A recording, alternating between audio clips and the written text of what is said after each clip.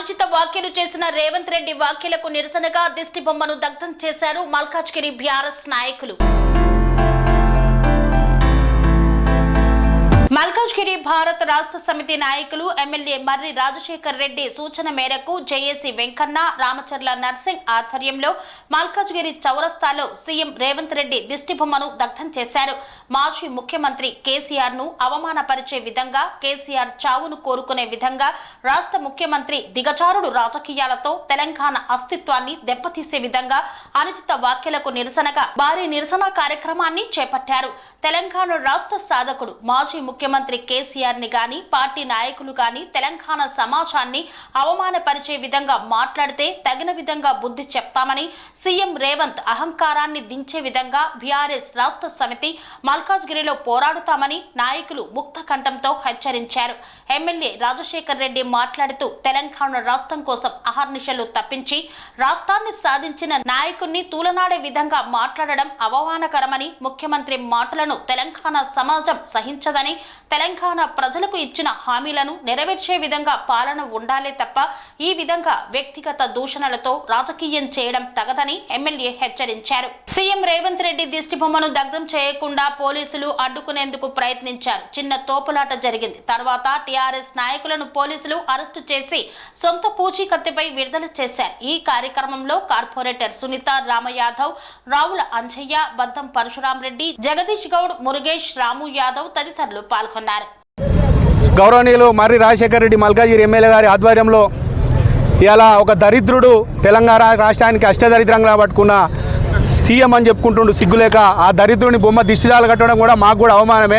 అయినా తప్పనిసరి పరిస్థితుల్లో ఇలా కేసీఆర్ గారిని తెలంగాణ రాష్ట్రం కోసం ఆర్నిశలు కొట్లాడి ఈ తెలంగాణని సస్యశ్యామలంగా ఉంచడానికి ప్రయత్నం చేసి ఈ రాష్ట్రాన్ని సాధించిన వ్యక్తి తొలి ముఖ్యమంత్రి అని చూడకుండా కుక్క మరిగినట్టు ఆ కుక్క తిట్లతోనే రాజ్యానికి వచ్చినావు, రాజ్యానికి అధికారం పొందినావు, ఆ కుక్క తిట్లతోనే రాజ్యం పొందాం అనుకుంటున్నావు. కానీ నువ్వు ఎన్ని తిట్టినవో వేల మార్లు తిప్పి ఆడోళ్ళు కూడా మొగోళ్ళ భాషలో చెప్పుకోలేని సిగ్గులేని భాషలో తిడుతూ ఉన్నారు. నీకు చేతనైతే ప్రజాసేవ చేయడానికి వచ్చినావు, 6 గ్యారంటీలు అమలు చేసాను ప్రయత్నం చేస్తావని చెప్పు. నువ్వు అప్పులు తీసుకొచ్చేసి నీ జేబులు నింపించుకునే ప్రయత్నం చేస్తా ఉన్నావు. 150,000 కోట్లు సంవత్సరం 4 నెలలు కూడా కాలేదు, 150,000 కోట్లు అప్పు తీసుకొచ్చినావు.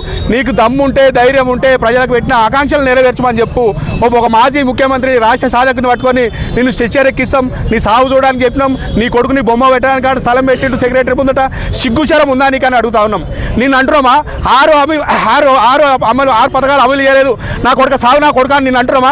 నేను అనం, ఎందుకంటే సీఎం కాబట్టి. నువ్వు రైతులకు నీళ్ళు ఇస్తా అని చెప్పినావు, కరెంట్ ఇస్తా అని చెప్పినావు, సావరం ఉండకూడదు కానీ నేను అంటున్నామా? మేము అనం నిన్ను, ఎందుకంటే నువ్వు రాష్ట్ర ముఖ్యమంత్రి కాబట్టి. మా టీఆర్ఎస్ పార్టీ నాయకులకు ఆత్మాభిమానం ఉంది. సస్తే ఆ కుక్క సాగు వెడదావాలా దేవుడు అడ్రాసి పెట్టిన రాస్తాడు. నువ్వు అంటే చచ్చిటోళ్ళు కాదు, నువ్వు అంటే బతికిటోళ్ళు కాదు.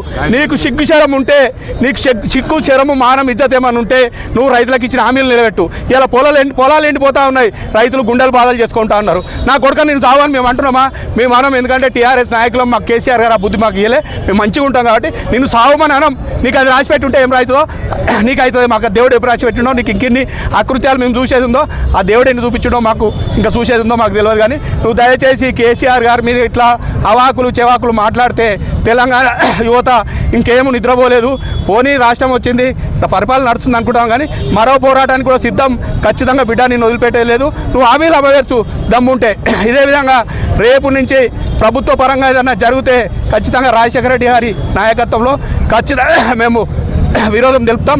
మేము పోరాటానికి మల్కాజ్గిరి సిద్ధంగా ఉందని తెలియజేస్తా ఉన్నాం. జై తెలంగాణ. ఉందా అని అనిపిస్తుంది. ఎందుకంటే తెలంగాణ ప్రదాత, తెలంగాణను అభివృద్ధి పదంలో తీసుకెళ్ళి 10 ఏళ్ళు బంగారు తెలంగాణ దిశగా అడుగులేయించిన మన కేసీఆర్ గారి పైన ప్రస్తుత ముఖ్యమంత్రి గారు అనుచిత వ్యాఖ్యలు చేయడం, అదేవిధంగా మొన్న అసెంబ్లీలో జగదీష్ రెడ్డి గారిని సస్పెండ్ చేయడం లాంటి చర్యలు చేపట్టి ఇలా ప్రజాస్వామ్యాన్ని కాంగ్రెస్ ప్రభుత్వం కూలి చేస్తుంది. దానికి నిరసనగానే ఇవాళ పెద్ద ఎత్తున మల్కాజ్గిరిలో ఇలా టీఆర్ఎస్ శ్రేణులు పెద్ద ఎత్తున కదిలి వచ్చి నిరసనని వ్యక్తం చేయడం జరిగింది. ఇకనైనా మీకు ప్రజలు ఒక అధికారం ఇచ్చిండ్రు, ప్రజల పక్షాన నిలబడి ప్రజలకు ఏవైతే మీరు 6 గ్యారెంటీలు ఇచ్చిండ్రో వాటిని నెరవేర్చే క్రమం మీ దృష్టి పెట్టాలి కానీ ఇలా ప్రతిపక్షంలో ఉన్న నాయకులను విమర్శించి వాళ్ళని గొంతు నొక్కే కార్యక్రమం చేపట్టొద్దని ఈ సందర్భంగా తెలియజేస్తూ ఇవాళ ఇటువంటి చర్యలు మానుకోవాలా, ప్రజా సంక్షేమం చేయాలని మరొక్కసారి కాంగ్రెస్ ప్రభుత్వాన్ని కోరుతూ ఈ యొక్క చర్యలను మానుకోవాలని మరీ తెలియజేసుకున్నాం. జై తెలంగాణ. మాజీ ముఖ్యమంత్రి వర్యులు కేసీఆర్ గారిని, ఆయన తెలంగాణని సాధించిన వ్యక్తి, అటువంటి వ్యక్తి పైన ఇప్పటి ముఖ్యమంత్రి అయిన రేవంత్ రెడ్డి గారు అనుచిత వ్యాఖ్యలు చేయడం సబబు కాదు. ఆయన ముఖ్యంగా ప్రజలకు ఏవైతే గ్యారంటీలు ఇచ్చాడో అవి నెరవేర్చాలని చెప్పేసి మేము కోరుకుంటున్నాము. ప్రతిపక్షంలో ఉన్న మా బీఆర్ఎస్ నాయకులను కానీ లీడర్స్ని కానీ కౌన్సిల్ మీటింగ్లో కూడా మమ్మల్ని జిహెచ్ఎంసీ కార్పొరేటర్స్ని అదేవిధంగా సస్పెండ్ చేసేసి పోలీసులతో అరెస్ట్ చేయించడం జరిగింది.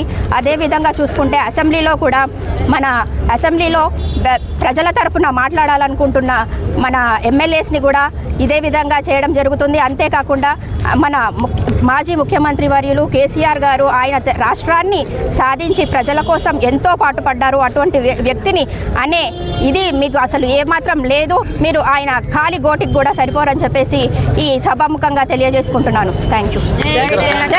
స్వామి బోధానంద గోసేవ ఆశ్రమం సైథాపూర్. జ్యోతిష్యం, వాస్తుశాస్త్రం మన పూర్వీకులు మనకిచ్చిన వరం.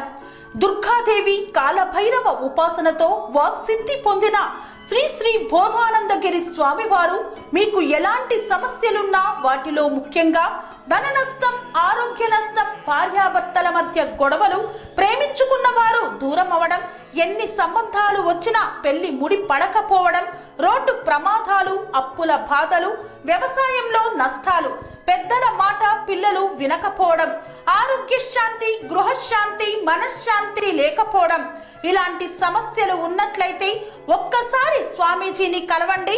మీ సమస్యలకు తగిన పరిష్కారాన్ని పొందండి.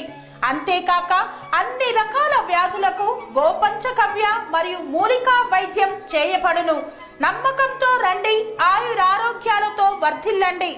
మా అడ్రస్ స్వామి బోధానంద గోసేవ ఆశ్రమం, సైథాపూర్, వీరభద్రస్వామి గుడి దగ్గర, యాదగిరిగుట్ట. సంప్రదించవలసిన నెంబర్ 9849213754 మరియు 9618034138.